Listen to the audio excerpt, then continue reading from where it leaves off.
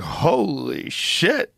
He said what? And it's so obvious. It started during Trump's first administration when he first started cracking down on the southern border. Cartels knew they could go into Canada and they didn't need a visa like they needed to get into the US. It was just a regular tourist visa. They didn't need to apply for anything or pay for anything.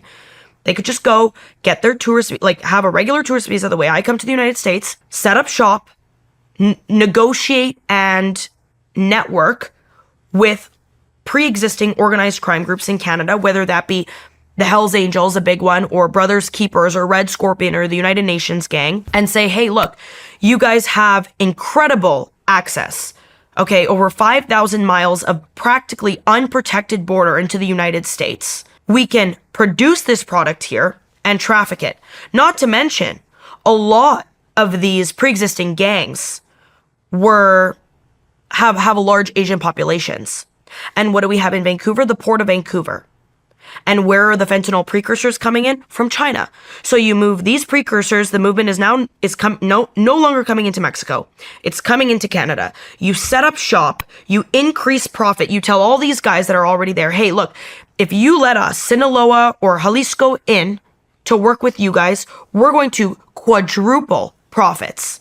So wait, you're saying that no more, are you saying in addition to Mexico produce fentanyl, or it's all moved to Canada? I think the majority is moved to Canada. The majority of it's moved to Canada? Yes. I am 99% sure about that, because you can never be 100% sure, but I am so sure about that. Last summer, I wanted to crack down on this story because I had an individual reach out to me who was an operative for the Sinaloa cartel working in Canada, running these labs. Mm-hmm. And he showed me the labs that the Sinaloa cartel is operating with. Physically? Yeah. Where are they putting them? They're putting them in suburban, sort of. So they're particularly in the West Coast, in BC and in Alberta, which is like a prairie province. And so there's a lot of farmland and it's residential. And prior to this, it was meth labs that they had running out there. And there would always be like a random meth lab explosion in Abbotsford or, this is like a smaller city.